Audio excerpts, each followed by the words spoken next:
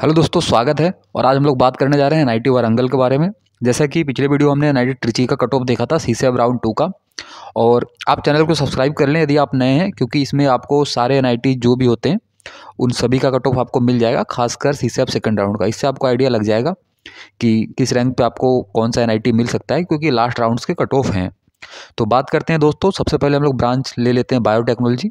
तो बायोटेक्नोलॉजी की बात करें दोस्तों, तो फीमेल कैटेगरी में यदि देखें तो अदर स्टेट के लिए ओबीसी कैटेगरी में दोस्तों 66,000 के आसपास क्लोजिंग रैंक गया था इसका। जनरल कैटेगरी दोस्तों बात करें तो होम स्टेट कोटा में 41,000 के आसपास गया था, और अदर स्टेट कोटा में दोस्तों 38,000 के आसपास गया था रैंक। ये 2024-25 की बातें हो रही हैं। होम स्टेट कोटा दोस्तों देखिए ईडब्ल्यूएस कैटेगरी तो 47,000 के आसपास गया था, एंड अदर स्टेट देखिए दोस्तों तो 41,898 के आसपास गया था। ओबीसी एनसीएल कैटेगरी दोस्तों बात करें तो होम स्टेट कोटा में 49,000 के अराउंड गया था, एंड अदर स्टेट में दोस्तों 51,000 के अराउंड गया था। और बाकी एससी एसटी में दोस्तों बायोटेक्नोलॉजी में सीट वैकेंट नहीं रही थी। आप इससे पिछले राउंड का देखेंगे तो आपको मिल जाएगा एससी एसटी में। एग्जाम्पल ये होता है कि सीट्स खत्म हो जाती हैं। अब बात करते हैं केमिकल इंजीनियरिंग जनरल कैटेगरी दोस्तों 26,000 के आसपास गया था home state quota, and 21,427 other state quota. OBC NCL में बात करें दोस्तों केमिकल इंजीनियरिंग में तो 34,000 के आसपास गया था होम स्टेट कोटा में, एंड एससी कैटेगरी में 1,10,000 के आसपास गया था other state quota.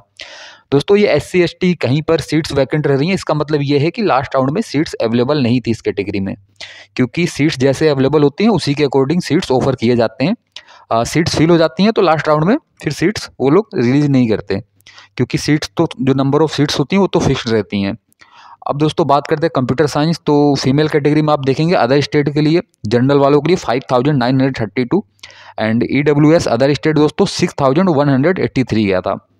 General category दोस्तों अदर स्टेट 22,360 गया था दोस्तों, और ईडब्ल्यूएस में दोस्तों होम स्टेट में 4,413, और अदर स्टेट में दोस्तों 6,000 के आसपास गया था। कंप्यूटर साइंस दोस्तों आप ये मान लीजिए यदि आप जनरल कैटेगरी से हैं और यदि आपका रैंक समथिंग अराउंड 2,500 के आसपास है तो आपका एडमिशन इसमें हो जाएगा। लास्ट राउंड तक आपको वेट करना पड़ेगा। और ईडब्ल्यूएस कैटेगरी से हैं तो 6-7 हज़ार के आसपास आपका एडमिशन हो जाएगा। अब बात कर लेते हैं दोस्तों सिविल इंजीनियरिंग का। तो अदर स्टेट में यदि आप देखेंगे ओबीसी कैटेगरी में तो फीमेल के लिए 55,000 के आसपास रैंक गया था, और होम स्टेट में आप यदि ईडब्ल्यूएस का दोस्तों बात करेंगे तो 45,000 के आसपास गया था। जनरल कैटेगरी देखिए दोस्तों तो 32,000 गया था home state quota, and EWS में दोस्तों 43,000 होम स्टेट, एंड 29,000 दोस्तों अदर स्टेट।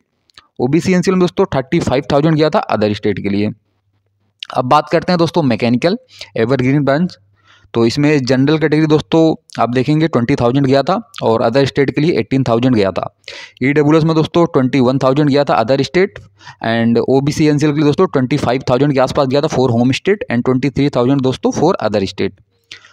ईसी की बात कर लेते हैं दोस्तों इलेक्ट्रॉनिक्स एंड कम्युनिकेशन इंजीनियरिंग। ये भी एक ब्रांच है जो कि अच्छा है। कंप्यूटर साइंस नई लोगों को मिलता है तो इसको प्रीफर करते हैं जनरली। जनरल कैटेगरी दोस्तों बात किया जाए ईसी के लिए तो 60 आप देखेंगे 6,000 के आसपास गया था home state, and 5,419 for other state. EWS के लिए दोस्तों 7,547 for home state, and 6,968 for other state. बाकी किसी भी सीट्स मतलब किसी भी कैटेगरी में सीट्स अवेलेबल नहीं थी लास्ट राउंड में। इलेक्ट्रिकल एंड इलेक्ट्रॉनिक्स की बात करें दोस्तों तो सबसे पहले बात करते हैं फीमेल में। तो आप देखेंगे होम स्टेट कोटा ओबीसी वालों के लिए 19,000 के आसपास रैंक गया था 19,000, एंड 16,000 के आसपास गया था जनरल कैटेगरी का अदर स्टेट के लिए, और 17,000 दोस्तों गया था ईडब्ल्यूएस कैटेगरी के लिए अदर स्टेट ये भी। अब जनरल कैटेगरी दोस्तों बात करते हैं तो 11,500 home state, and 9,000 other state. EWS दोस्तों 15,000 के आसपास गया था home state, and OBC NCL में दोस्तों 15,000 ही होम स्टेट के लिए, और करीब 13,000 के आसपास अदर स्टेट के लिए गया था क्लोजिंग रैंक। अब दोस्तों बात कर लेते हैं लास्ट ब्रांच जो यहाँ पर है वो है मेटलर्जी एंड मटेरियल्स। इसकी बात करें दोस्तों होम स्टेट फीमेल कैटेगरी में दोस्तों ओबीसी एनसीएल वालों के लिए 45,000 गया था, और जनरल कैटेगरी दोस्तों होम स्टेट के लिए 40,000 गया था, और अदर स्टेट के लिए 33,000 गया था क्लोजिंग रैंक। ईडब्ल्यूएस के लिए दोस्तों 35,000 गया था other state, and OBC NCL के दोस्तों 45,000 for home state, and 42,000 for other state. Similarly दोस्तों यदि एससी कैटेगरी बात कर लिया जाए तो 15,631 बोले तो 15,000 for other state, and home state के लिए सीटें वैकेंट नहीं रहेंगी। अब दोस्तों यदि आप इसमें से किसी भी कैटेगरी से बिलोंग करते हैं और आपका यहाँ पर रैंक नहीं शो कर रहा तो इसका मतलब ये नहीं है कि आपको सीट्स नहीं मिलेंगी। आपको इससे पहले राउंड में जाके एक बार चेक करना पड़ेगा कि वहाँ पर आपके लिए सीट्स अवेलेबल रही होंगी तो आपके लिए रैंक अवेलेबल होंगे, मतलब कि आपका जो रैंक होगा वो वहाँ पर मेंशन किया होगा। फॉर एग्जांपल जैसे कि जोसा में ही कुछ कॉलेज ऐसे होते हैं कि जोसा में ही उनका मतलब सीट्स पूरा फिल हो जाता है। फॉर एग्जांपल मैं SC/ST कैटेगरी ले लूँ तो जोसा में यदि आप कंप्यूटर साइंस लें और सीट्स यदि भर गई हैं तो फिर सीसैब में वो लोग शो नहीं करेंगे क्योंकि सीट तो पहले से ही भर गई हैं। बाकी जिनका जिनका है वो मैंने आपको बता दिया। आगे हम और NITs के बारे में बात करेंगे। जय हिंद, जय भारत।